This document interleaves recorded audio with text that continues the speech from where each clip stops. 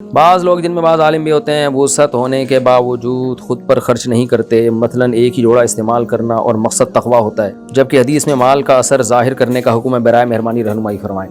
اب یہ تقویٰ نہیں ہوتا، یہ بے وقوفی ہوتی ہے کہ آپ کے پاس مال ہے اور آپ پھر بھی استعمال نہیں کر رہے۔ نبی صلی اللہ علیہ وسلم جو ایک ہی جوڑا استعمال کرتے تھے، پیون زدہ کپڑے، تو آپ نے مال رکھا ہی نہیں نا، آپ نے تو صبح آیا تو شام سے پہلے صدقہ کر دیا، شام آیا تو صبح سے پہلے صدقہ کر دیا۔ تو اگر آپ وہ والی سادگی چاہتے ہیں جو نبی صلی اللہ علیہ وسلم کی تھی، پھر تو آپ مال رکھے ہی نہیں۔ تو کسی عالم کے پاس پیسہ آئے، 1 روپے بھی نہ چھوڑیں شام تک، اور کہیں کہ میرے پاس کپڑے پہننے کے پیسے ہی نہیں ہیں تو میں کیا کروں، پھر وہ مجبوراً وہی ایک ہی جوڑا رکھتا ہوں میں لیکن اگر پیسے رکھے ہوئے ہیں آپ پھر ایک جوڑا پہن کے گھوم رہے ہو تو یہ صحیح نہیں ہے، یہ کنجوسی ہے۔ عربی میں 2 لفظ استعمال ہوتے ہیں، ایک بخیل اور ایک شحیح، شین ہا یا ہا۔ بخیل اس کنجوس کو کہتے ہیں جو کنجوس ہوتا ہے، اور شحیح اس کنجوس کو کہتے ہیں جس کو اردو میں کہتے ہیں مہا کنجوس۔ تو بخیل اسے کہتے ہیں جو اپنے اوپر خرچ کرے لیکن دوسروں پہ خرچ کرتے ہوئے جان نکلتی ہے، اور شحیح اس کو کہتے ہیں جو دوسروں پہ بھی نہیں کرتا اور کم وقت اپنے اوپر خرچ کرتے ہوئے بھی جان نکلتی ہے۔ تو یہ کنجوسی کی سپرلیٹو ڈگری ہے۔ تو اس لیے نبی صلی اللہ علیہ وسلم کی صحیح حدیث ہے، ان اللہ یحب ان یری اثر نعمتہ علی عبدہ، اللہ نے جب کسی کو مال دیا ہو تو اللہ یہ چاہتے ہیں کہ مال اس سے نظر آنا چاہیے، اس کی سواری سے، اس کے لباس سے، اس کی خوراک سے مال جھلکنا چاہیے۔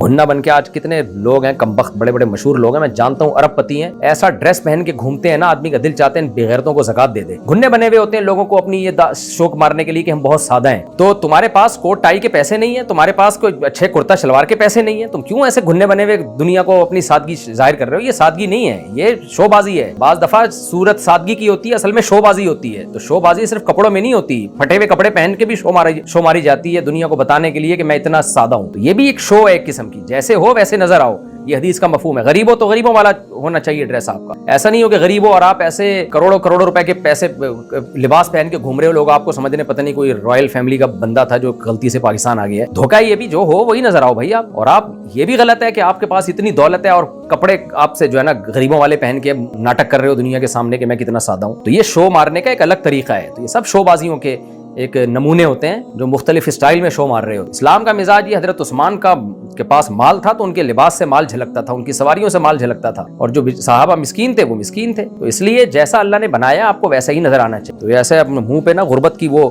بھکاریوں والی لے کے گھومنا اور ایسے بھکاریوں والے کپڑے پہن کے گھومنا جیسے لوگ سمجھے حضرت جی ہمارے بہت سادہ ہیں، یہ سادہ نہیں ہوتے، یہ شو مار رہے ہوتے ہیں کہ ہم جو ہے نا ہم دیکھو کتنے سادہ ہیں۔ یہ شو بازی والی سادگی ہے، یہ اوریجنل سادگی نہیں ہے۔ یہ محمد انصار مظفر گڑھ، حضور صلی اللہ علیہ وسلم نے فرمایا کہ جو لوگوں کو ہنسانے کے لیے جھوٹ بولتا ہے تو اللہ اسے جنت کی خوشبو سے محروم رکھے گا۔ تو کیا لطیفے سنانا بھی اس حدیث کے زمرے میں آتا ہے؟ کچھ لطیفے جھوٹ ہوتے ہیں۔ اگر جھوٹا لطیفہ ایسے کہہ کے سنایا کہ لوگ اس کو سچا واقعہ سمجھ رہے ہوں، پھر وہ اس حدیث کے زمرے میں آتا ہے، کیونکہ یہ لوگوں کے ساتھ دھوکہ ہے۔ لیکن اگر لطیفہ ایسا سنایا کہ اس میں اس نے دعویٰ ہی نہیں کیا کہ یہ سچا ہے، یہ فرضی ہے، تو پھر وہ جھوٹ کے زمرے میں آتا ہی نہیں ہے۔ جیسے لوگوں نے جنگلوں کے لطیفے بنائے ہوئے نا، چوہے نے شیر سے کہا، شیر نے لومڑی سے کہا، تو ساری دنیا کو پتہ ہے چوہا شیر سے کدھر بات کرے گا۔ تو یہ جھوٹ میں نہیں آتا، یہ فرضی لطیفے ہیں جو سامنے والے کو پتہ ہوتا ہے کہ یہ فرضی ہیں، یہ حکایتیں ہیں، یہ کوئی حقیقت نہیں ہے۔ تو یہ اس حدیث میں نہیں آتا کہ جھوٹ بول رہا ہے۔ جھوٹ کا مطلب ہوتا ہے کہ آپ سچا واقعہ کہہ کے سنا رہے ہو، حقیقت میں وہ ہوتا نہیں ہے، لوگ کو دھوکے میں آ رہے ہوتے ہیں اس سے۔